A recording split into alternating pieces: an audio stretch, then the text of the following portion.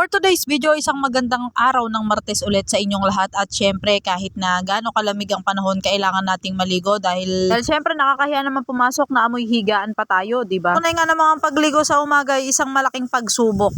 At isa lamang tong patunay na kahit na gaano pa kainit ang relasyon yung magjowa, wala yung panama sa napakalamig na panahon. So ayan nga, gaya nga ng nakasanayan, nakita nyo naman kanina na hindi pa rin nakakasuklay ng buhok si Love of My Life. Gawa ng tinatanghali na nga rin kami ng gising dahil napakasarap naman talagang magtagal sa higaan. And fast forward na nga tayo guys, pagdating ko nga sa bayan ng Quezon, dumiretso na ako kaagad dito sa may 7-Eleven dahil medyo maaga pa naman at may oras pa. Bali magwi-withdraw nga lang pala ako dito ng pera nila. Yes, tama kayo na narinig guys, pera ng may pera tong ilalabas ko dahil may nagpadala sa akin. May mga nagpapa-cash out din kasi sa akin na kung saan tinatransfer ko na nga lang din sa ATM ko para mas mura yung charge. Syempre pa video-video lang tayo dito na kunwari hindi natin alam na may nakatutok na camera at syempre medyo nakakahiya din kasi sa mga nakakakita at baka sabihin pati pag-withdraw ng pera binibidyohan ko pa. Vlogger na nga tayo, 'di ba? Syempre pangangatawanan ko na talaga 'to. And fast forward na nga ulit after ko nga mag-withdraw guys. Bumalik na ako dito kaagad sa center at eto nga guys, tamang hintay lang ako dito ng pasyente or mga kliyente na magre-renew ng permit. Wala naman ulit kayong ibang makikitang masyado sa vlog na 'to, kundi puro pagmumukha ko ulit. Sa mga followers and viewers ko na nakakapanood lagi ng vlog ko, wag na wag kayong magsasawa. Libre light na nga lang din, pero syempre sa loob-loob nyo na lang yun guys, wag nyo naman nang i-comment. Pansin ko nga na medyo madami na naman yung parang maliliit na butlig sa noo ko. Ganito kasi talaga kapag ka medyo maalikabok at malakas yung hangin dito sa lugar namin, naglalabasan talaga mga yan. Kung to 7K followers na nga tayo, syempre maraming salamat pa rin sa mga sumusuporta ng aming munting page. Balak ko sana ngayong taon ay maka 20K followers tayo or kundi man pala rin kahit mga 15K followers man lang. Kaya sa aking mga kakilala, kamag-anak, kaibigan or mga naging kaklase nung nag-aaral pa ako, kung hindi pa kayo naka-follow sa aming munting page guys, baka naman po pwedeng paki-follow nyo na ako. At mabalik na nga lang tayo ulit dito guys. Bali nung pag-uwi nga namin ng hapon, dumaan na kami dito sa may bilihan ng manok. Dito nga pala yun sa may Manukang Bayan. Bali bibili nga lang pala kami dito ng katay balon-balunan na ipananahog namin sa binili naming Mickey. At dahil naka 15 days na nga rin pala itong prosperity bowl namin simula nung New Year, aalisin na nga namin isa-isa at isisinop na nga namin. Ayun kasi sa nabasa ko, pati sa napanood kong vlog, dapat daw 15 days bago mo to tanggalin. Pero may mga nagsasabi naman na dapat daw mayari muna yung Chinese New Year.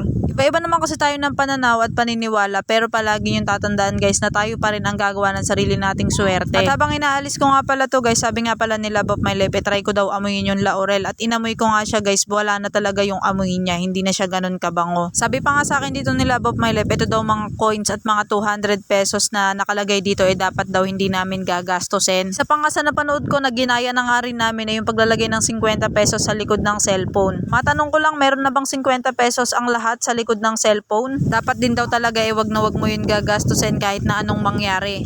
Kaya sabi ko kahit yun na lang yung natitira kong pera kapag ka naplatan ako o kaya nawalan ako ng gas, itutulak ko na lang siguro yung motor pa uwi. Pero syempre wag naman sanang mangyari yun. Hello guys, hanggang dito na lang muna. See you on my next vlog. Thanks for watching!